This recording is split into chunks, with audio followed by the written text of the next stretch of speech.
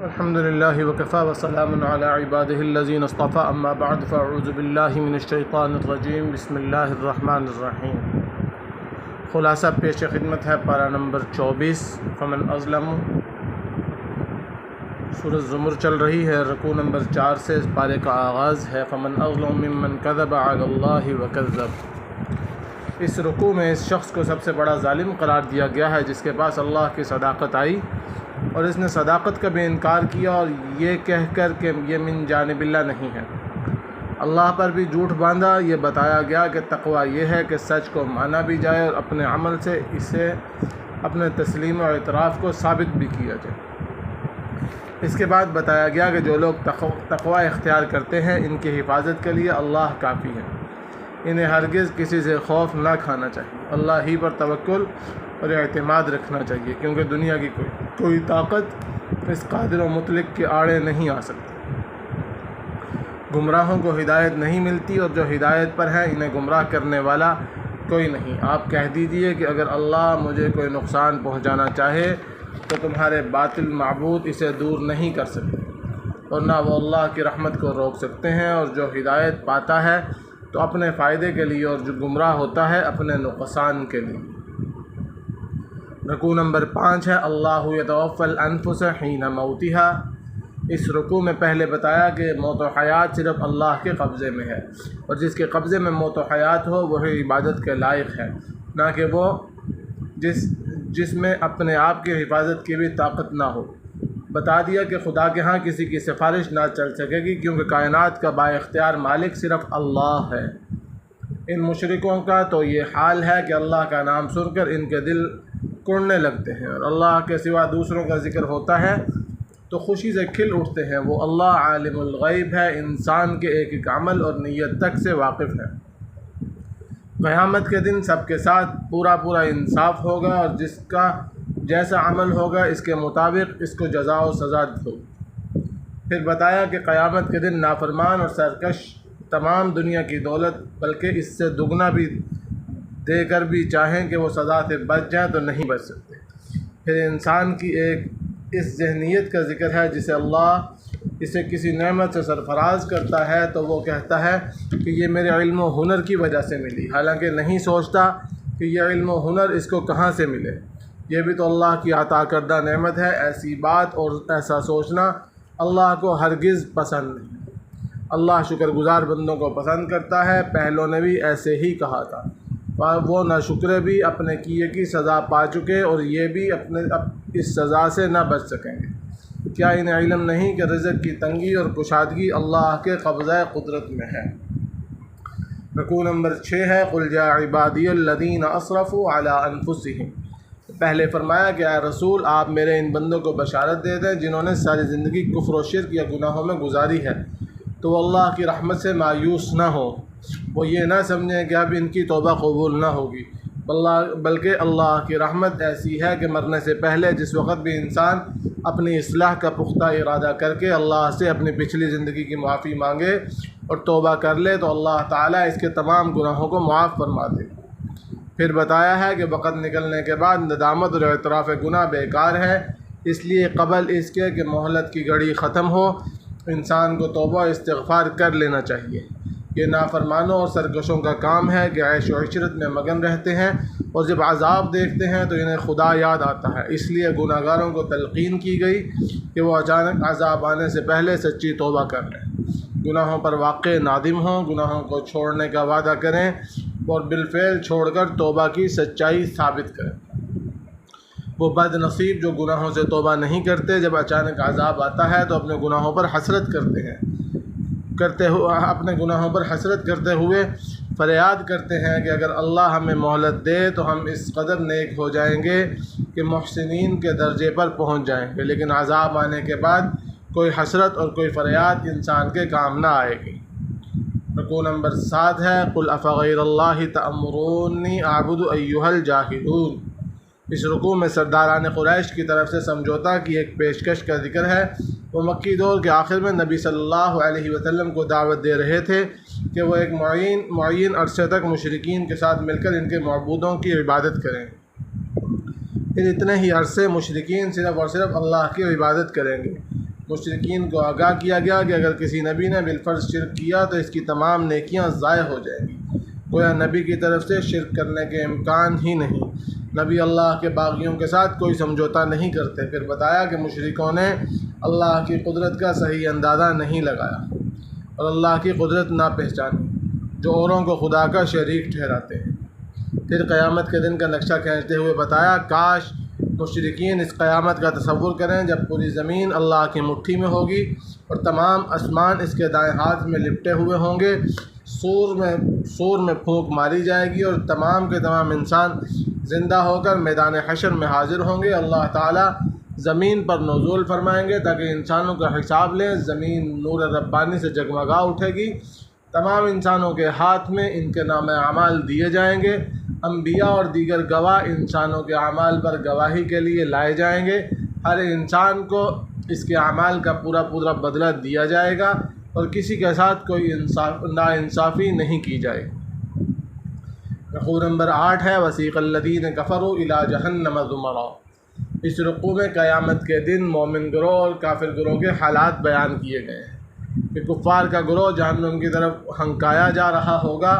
جہنم کے دروازے ایسے بند ہوں گے جیسے کسی قید خانے کے دروازے بند ہوتے ہیں، یہاں تک کہ جب وہ جہنم کے دروازوں کے پاس پہنچیں گے اور دروازہ کھلے گا تو دوزخ کا نگہبان ان سے پوچھے گا، کیا تمہارے پاس ہادی اور رسول نہ آئے تھے جو اللہ کی آیتیں سناتے اور اس دن کے آنے سے ڈراتے ہیں؟ وہ گروہ جواب دے گا کہ بے شک ایسا ہوا، لیکن ہم نے خود اپنے پیروں پر کلہاڑی ماری اور تکذیب کی۔ پھر وہ گروہ جہنم کے حوالے کر دیا جائے گا۔ متقی پرہیزگاروں کا گروہ وہ جنت کی طرف لایا جائے گا تو اس کے دروازے پہلے سے ہی کھلے ہوئے ہوں گے۔ وہ جنت کے دروازے پر پہنچیں گے تو اس کا نگہبان انہیں مبارک دیں گے، اس پر سلامتی بھیجیں گے اور کہیں گے آرام اور آسائش کے ساتھ یہاں ہمیشہ رہو۔ یہ گروہ جنت میں اللہ کی حمد و شکر کرتا ہوا داخل ہوگا اور کہے گا کہ اللہ کا وعدہ سچا تھا، ہمیں اس نے جنت کا وارث بنایا۔ تیسری طرف فرشتوں کے پرے ہوں گے جو عرشوں کے چاروں طرف گھیرے کھڑے ہوں گے اور اللہ کی حمد و ثنا کر رہے ہوں گے۔ یہاں پر سورۃ الزمر کا اختتام ہوتا ہے، سورۃ المومن کا آغاز ہوتا ہے۔ سورت میں ایک بندہ مومن کا بطور خاص ذکر ہے، اس لیے اس کا نام سورہ مومن ہے۔ اسے سورہ غافر بھی کہتے ہیں۔ غافر کے معنی بخشش کرنے والا، یہ اللہ کی صفت ہے چونکہ اس سورت میں ابتدا میں یہ لفظ آیا ہے، اس وجہ سے اسے سورہ غافر بھی کہا جاتا ہے۔ یہ سورت 85 آیتوں اور 9 رکوعات پر مشتمل ہے، مکی سورت ہے۔ سورۃ زمر کے بعد اور حامیم سجدہ سے پہلے نازل ہوئی۔ اس سورت کا مرکزی مضمون تو یہ ہے کہ رسول مومنوں کو بھی جب وہ حمایت حق کے لیے کھڑے ہو جائیں اور صبر و ثبات کے ساتھ اللہ کا کلمہ بلند کرنے کے لیے سعی کریں تو اللہ تعالیٰ ان کی مدد کرتا ہے۔ اور مخالفت حق کتنی ہی زبردست ہو، سنت اللہ ہے کہ آخر کار اسے ناکامی ہوتی ہے۔ اس مدعا کو ذہن نشین کرانے کے لیے اس صورت کی تعلیمات کے یہ گوشے ہیں: اللہ کی قدرت، اس کے علم اور اس کے فضل اور اس کی زبردست گرفت کا بیان۔ اس سلسلہ میں بطور شہادت قوم نوح وغیرہ کے واقعات کی طرف اشارے کیے گئے۔ خدا کی رحمت بے پایاں وہ حق پر جمے رہنے والے مومنین کی حفاظت کرتا ہے، لیکن اس کے لیے ضروری ہے کہ ایمان کے تقاضوں کو ٹھیک مطابق زندگی استوار کیا جائے۔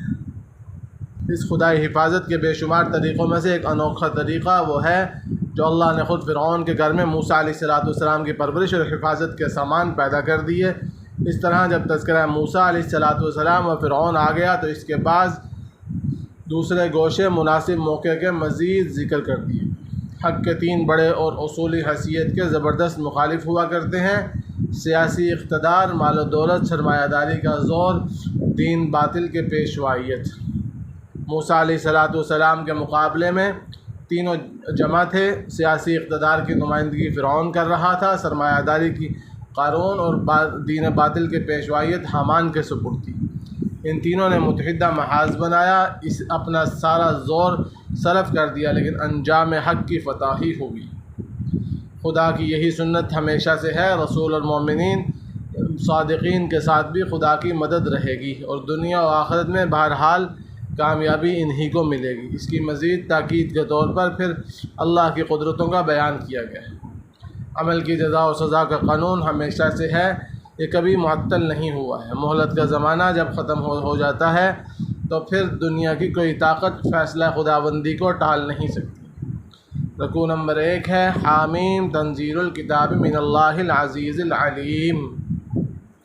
اس رکوع میں اللہ تعالیٰ کی چند صفتیں بیان کرنے کے بعد توحید کا سبق دیا گیا ہے۔ پھر بتایا گیا ہے کفار کی ظاہری شان و شوکت سے دھوکے میں نہ آنا چاہیے کہ شاید یہ عذاب سے بچ جائیں گے، اگر یہ دنیا میں بچ بھی رہے تو آخرت میں نہیں چھوٹ سکتے۔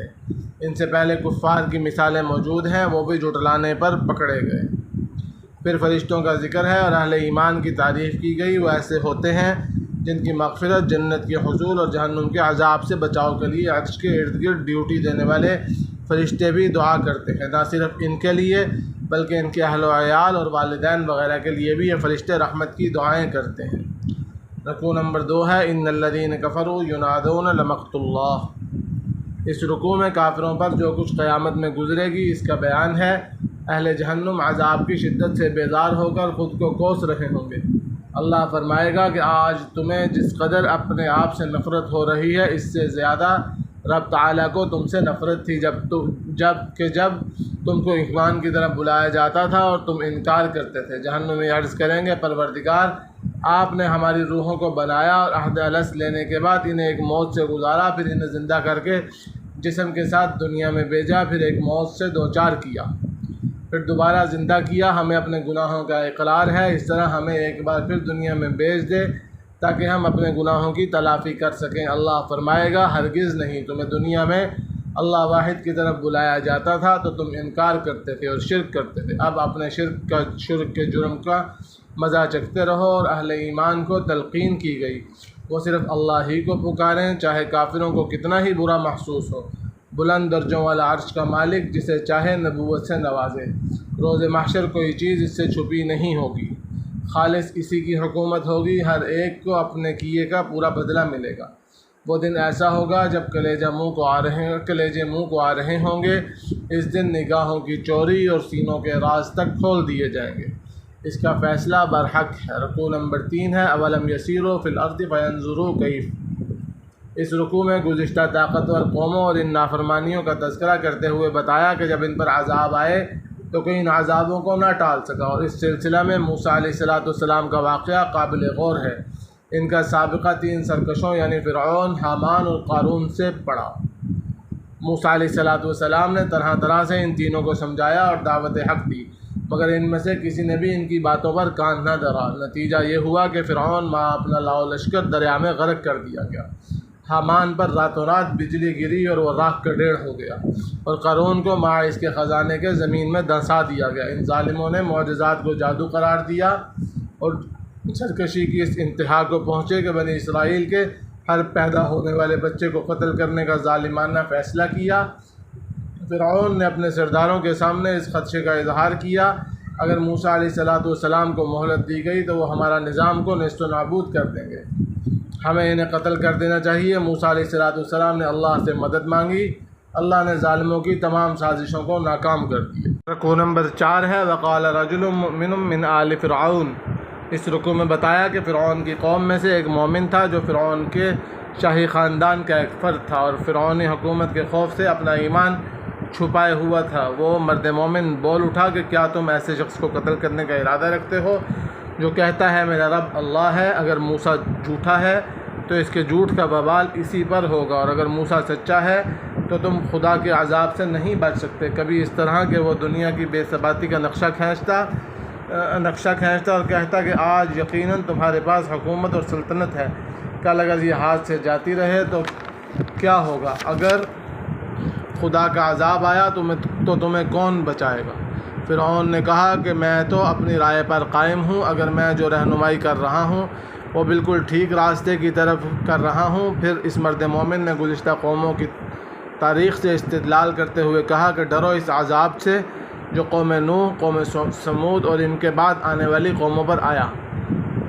قیامت کے ہولناک مناظر یاد دلائے۔ کبھی یوسف علیہ السلام کا ذکر کرتا کہ یہی تخت مصر تھا جس پر وہ متمکن ہوئے، اور کس خوبی اور کتنی خبرگیری کے ساتھ سلطنت کے کام انجام دیے۔ تم تو یوسف کے بعد کہتے تھے کہ اب کوئی نبی نہیں آئے گا۔ یاد رکھو اللہ کی آیتوں میں جگڑنے والے اللہ کی سخت ناراضگی کے مستحق ہوں گے۔ فرعون نے شاہی خاندان کے مومن کے ایمان افروز بیان سے توجہات کو ہٹانے کے لیے ایک سازش کی۔ اس نے اپنا وزیر خاص حامان کو حکم دیا کہ میرے لیے ایک اونچا محل بناؤ، میں دیکھوں تو موسیٰ کا خدا کہاں رہتا ہے۔ ویسے تو میں اسے جھوٹا خیال کرتا ہوں۔ فرعون کی یہ سازش ناکام ہوئی اور تو وہ تباہ و برباد ہوا۔ اس واقعے میں ایک نصیحت یہ ہے کہ تبلیغ ایسی طاقت ہے کہ خود دشمن کی صفوں میں اپنے ہمدرد اور ساتھی پیدا کر لیتی ہے، چاہے وہ دشمن خاندان فرعون جیسا ظالم اور متکبر کیوں نہ ہو۔ رکوع نمبر 5 ہے وقال الذی آمن یا قوم۔ اس رکوع میں پہلے یہ بتایا کہ اس مرد مومن نے آخر اپنے ایمان کا اعلان کر کے اپنی قوم سے برات و بیداری کا اظہار کر دیا اور کہا کہ لوگوں میں تمہیں سیدھی راہ بتا رہا ہوں، میری بات مان لو لوگوں، یہ دنیا کی لذتیں عارضی اور وقتی ہیں، جبکہ آخرت کی نعمتیں بہتر اور دائمی ہیں۔ اچھے عمل کرنے والے جنت میں جائیں گے اور برے لوگوں کو ان کی برائی کے مطابق سزا ملے گی۔ لوگوں میں تمہیں نجات اور کامیابی کی راہ دکھا رہا ہوں، تم مجھے جہنم میں لے جانا چاہتے ہو، ایک وقت آئے گا کہ تم میری نصیحتیں یاد کرو گے۔ میں اپنا معاملہ اللہ کے سپرد کرتا ہوں۔ اللہ نے اس مرد مومن کو آل فرعون کی شر سے محفوظ رکھا۔ فرعونیوں کو ان کے برے اعمال نے گھیر لیا۔ فرعون کے دربار کا مرد مومن پیغمبر نہیں تھا، مگر تنہا ہونے کے باوجود اللہ نے اس کو فرعون کے ظالمانہ منصوبوں سے بچا لیا۔ اس سے معلوم ہوا کہ غیر انبیاء کو بھی حمایت حق کی وہ نصرت ملتی ہے جس کا وعدہ انبیاء سے کیا گیا ہے۔ پھر فرعون اور اس کے پیروی کرنے والوں کی ہلاکت، غرق دریا ہونا کا تذکرہ کرتے ہوئے بتایا کہ اب وہ سب عالم برزخ میں ہیں، انہیں صبح و شام جہنم کے سامنے لایا جاتا ہے کہ دیکھ لو یہ ہے تمہارا ٹھکانہ، اور جہاں قیامت کے دن تمہیں ڈالا جائے گا اور سخت ترین سزا ملے گی۔ معلوم ہوا کہ برے لوگوں کو عالم برزخ میں عذاب بھی دیا جاتا ہے۔ پھر بتایا کہ دوزخ میں جہنمی اپنے سرداروں اور پیشواؤں سے کہیں گے کہ ہم دنیا میں تمہارے پیروکار تھے، کیا تم ہمارے عذاب میں کچھ کمی کرا سکتے ہو؟ سردار کہیں گے نہیں، اب ہمیں اس مصیبت کو جھیلتے ہی رہنا ہے۔ پھر تمہیں جہنم پر معمور فرشتوں سے درخواست کریں گے کہ وہ اللہ سے سفارش کریں کہ ہمارے عذاب میں ایک روز کی کمی کر دی جائے۔ فرشتے پوچھیں گے کیا تمہارے پاس رسول واضح تعلیمات کے ساتھ نہیں آئے تھے؟ وہ کہیں گے ہاں لیکن ہم نے ان کی نافرمانی کی۔ فرشتے کہیں گے تو پھر عذاب کا مزہ چکھتے رہو، گویا جہنمیوں کی کسی فریاد کا کوئی نتیجہ نہیں نکلے گا۔ رکوع نمبر 6 ہے اِنَّا لَنَنصُرُ رُسُلَنَا وَالَّذِينَ آمَنُوا فِي الْحَيَاةِ۔ اس رکوع میں پہلے یہ بتایا کہ اللہ ہمیشہ اپنے رسولوں اور اہل حق کی دنیا و آخرت میں ضرور مدد فرمائے گا، اور ایمان والوں کے لیے بھی مدد کا وعدہ ہے، بشرطے کہ ایمان کے دعویٰ کرنے کے بعد اس دعویٰ میں سچے ہونے کا عملی ثبوت دیا جائے۔ پھر قیامت کا خوف دلایا گیا اور کہا گیا کہ اس دن نافرمانوں کا کوئی عذر قبول نہ ہوگا۔ پھر بتایا کہ موسیٰ علیہ السلام کو ہدایت اور نبوت عطا ہوئی اور بنی اسرائیل پر اللہ نے انعام فرمایا، وہ کتاب تورات کے وارث بنے۔ اس مختصر تذکرے سے مسلمانوں کو سبق دیا گیا، کہیں تم بھی بنی اسرائیل کی طرح نہ ہو جانا، اللہ کے انعامات کے بعد نافرمانیاں کرنے لگو اور پھر انہی کی طرح راندہ درگاہ بن جاؤ۔ اس کے بعد پھر حضور اکرم صلی اللہ علیہ وسلم کو اور آپ کے توسط سے مسلمانوں کو دشمنوں کے مقابلے میں صبر کی تعلیم دی گئی۔ اللہ کا وعدہ برحق ہے اور ساتھ ہی اللہ کی حمد و ثنا اور استغفار کرنے کا حکم دیا، اور بتایا کہ اللہ کے حکموں میں جگڑنے والوں کے دلوں میں غرور بھرا ہے، اس لیے شیطانی خیالات سے خدا کی پناہ طلب کرتے رہو اور ہمیشہ اس کی جناب میں دعا کے لیے حاضر رہو۔ پھر بتایا کہ جو اللہ اتنی بڑی کائنات بنا سکتا ہے، اس کے لیے ایک معمولی جسامت کے انسان کو دوبارہ بنانا ہرگز مشکل نہیں۔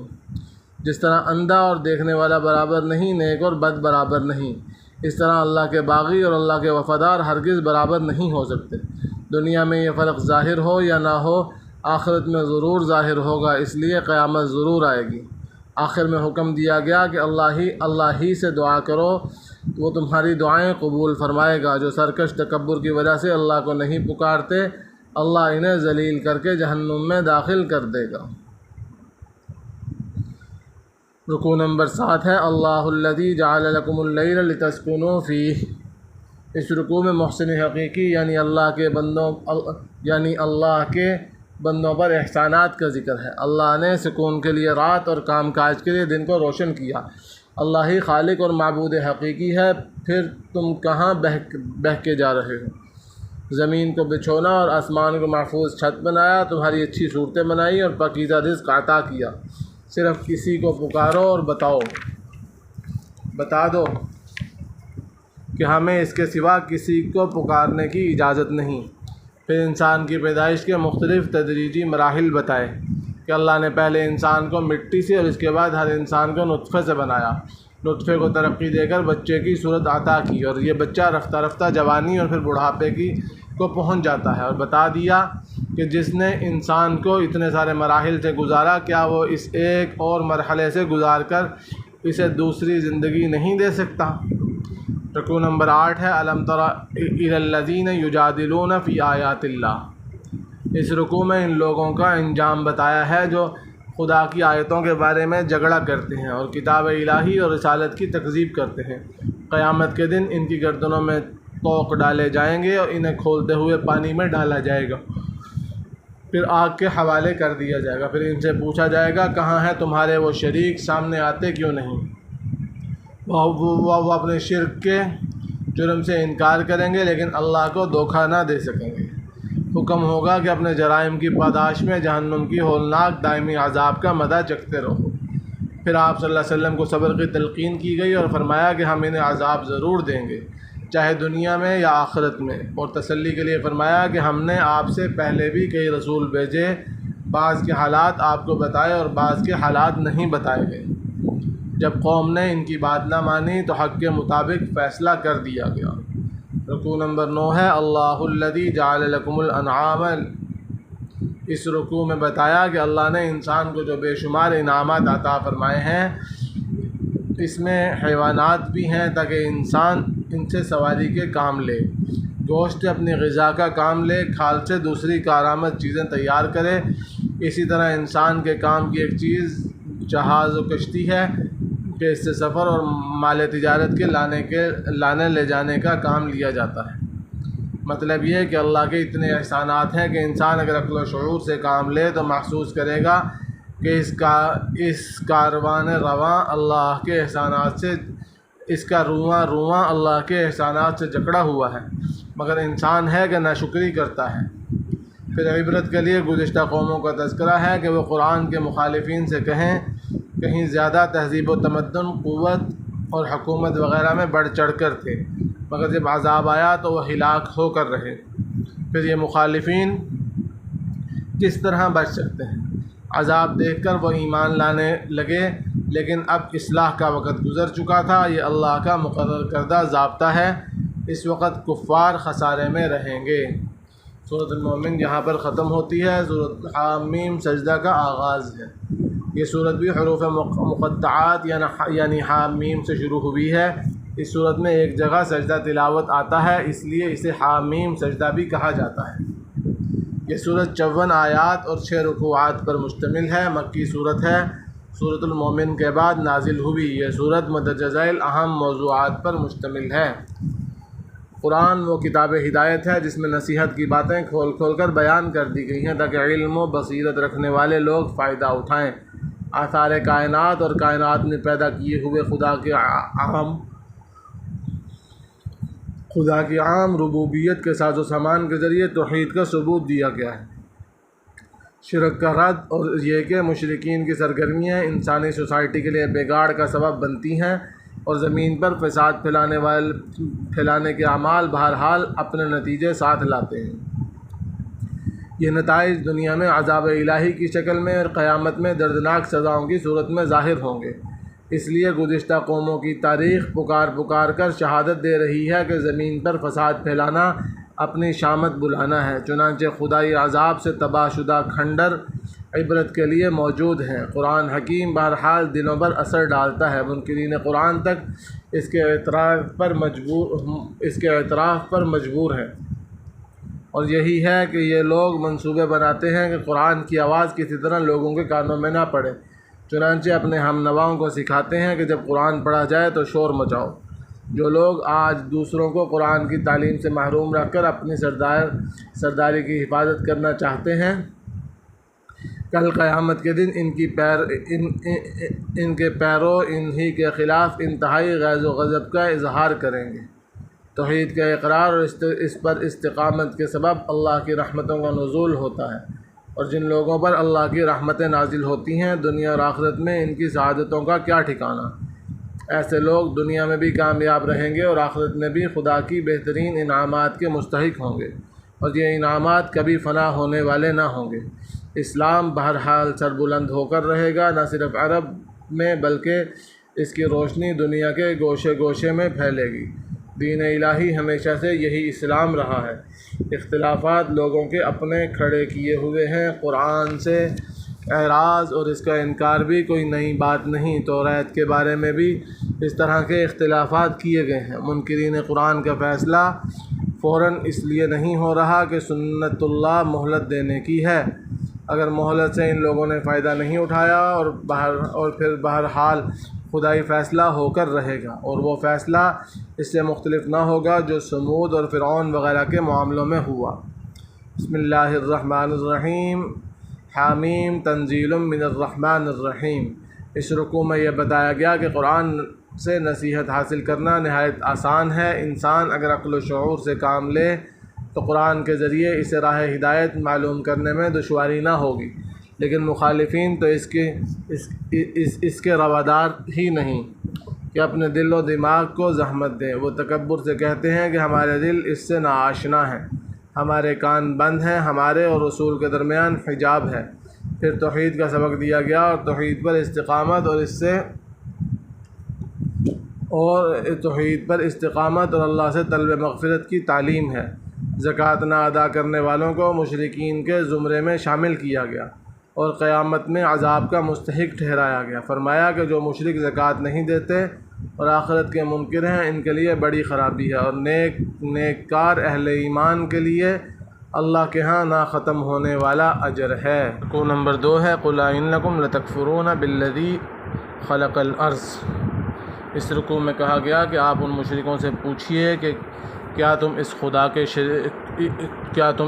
کے شریک بناتے ہو جس نے زمین 2 دنوں میں بنائی، پھر اس میں پہاڑ کھڑے کیے اور اس میں ساری ضروریات کا انتظام بھی کر دیا، اور یہ سب انتظام 4 دنوں میں کر دیا، پھر 2 دنوں میں 7 آسمان بنائے، پھر آسمان و زمین کو فرما برداری کا حکم دیا، پھر آسمان کو ستاروں سے مزین کیا اور حفاظت کا ذریعہ بنایا۔ تو جس اللہ نے یہ سب تخلیقی عمل کیا ہے، کیا کوئی اور اس کا شریک ہو سکتا ہے؟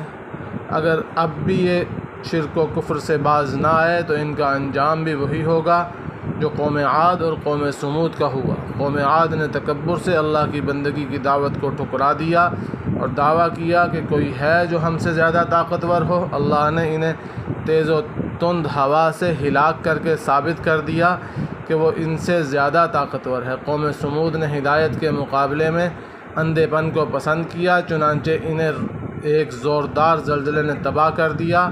محفوظ وہی رہے جنہوں نے دعوت حق کو قبول کیا۔ مقصد یہ کہ یہ قومیں اپنے وقت کی زبردست شان و شوکت رکھنے والی قومیں تھیں، مگر کفر و شرک کے سبب ان کا انجام ہلاکت ہوا۔ پھر منکرین قرآن کس شمار میں ہیں؟ پھر آخر میں اللہ پر ایمان رکھنے والوں اور عمل صالح کرنے والوں کو تسلی دی گئی ہے کہ ان کے لیے خوف و حزن کی ضرورت نہیں، اللہ انہیں عذاب سے محفوظ رکھے گا۔ رکوع نمبر 3 ہے وَيَوْمَ يَحْشُرُ أَعْدَاءُ اللَّهِ إِلَى النَّارِ۔ اس رکوع میں بتایا گیا کہ قیامت کے دن انسانوں کی بدعمالیوں کی گواہی میں خود اس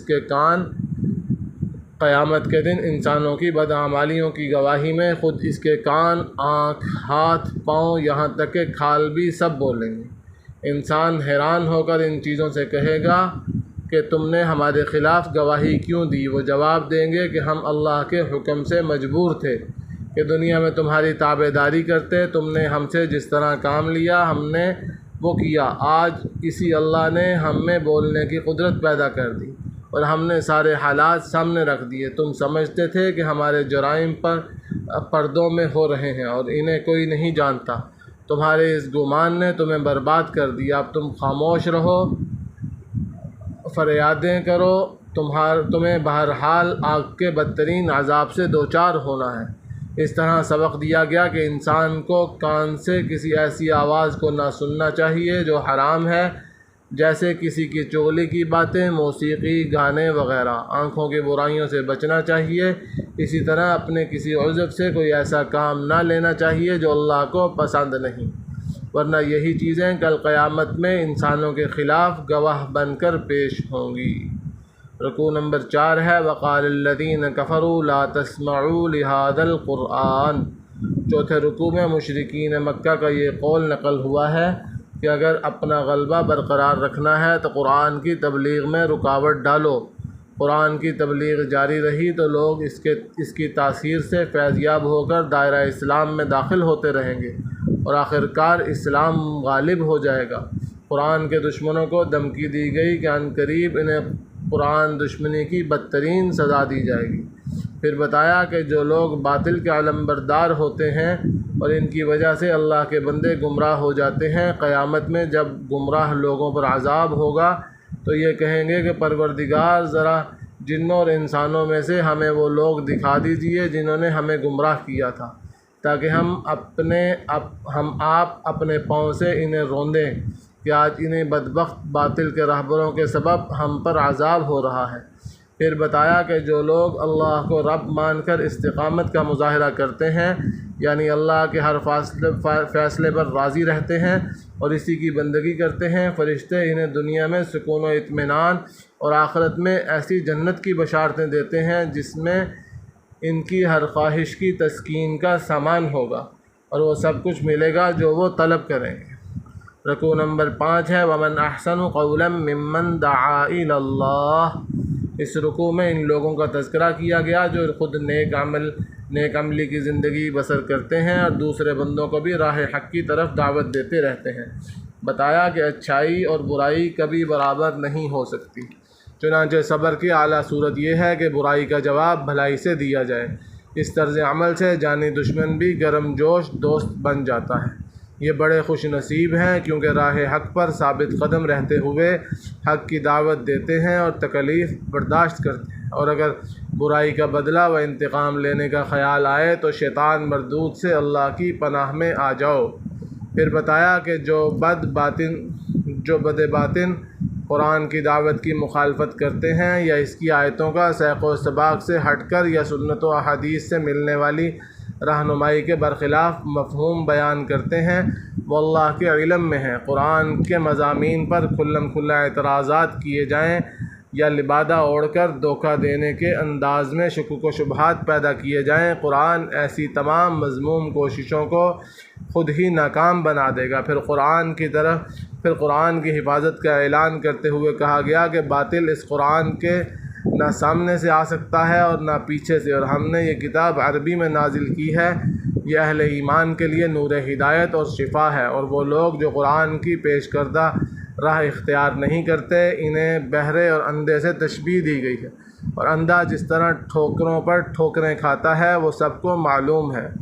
رکوع نمبر 6 کا آغاز ہے، اسی رکوع میں یہ سپارہ ختم ہو رہا ہے اور اگلا پارہ بھی اسی رکوع میں یعنی الیہ یرد بھی اسی رکوع سے آغاز ہے اس کا۔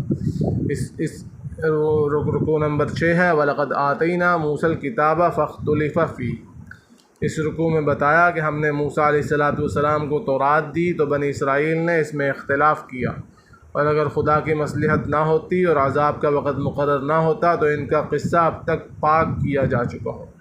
اس کے بعد بتایا کہ جو نیک عملی کی زندگی گزارتا ہے وہ اپنے فائدے بھلے کے لیے ایسا کرتا ہے، اور جو برائی کرتا ہے تو اس کی سزا وہ خود بھگتے گا۔ یہاں تک تھا جی پارہ نمبر 24۔ انشاءاللہ العزیز حاضر ہوں گے پارہ نمبر 25 کے خلاصے کے ساتھ۔ تب تک کے لیے اجازت دیجیے۔ اللہ رب العزت جو کچھ پڑھا سنا گیا اس پر عمل کی توفیق عطا فرمائے، خود اس پر چلنے کی، دوسروں کو اس کی دعوت دینے کی توفیق عطا فرمائے۔ وآخر دعوانا ان الحمد للہ رب العالمین، والسلام۔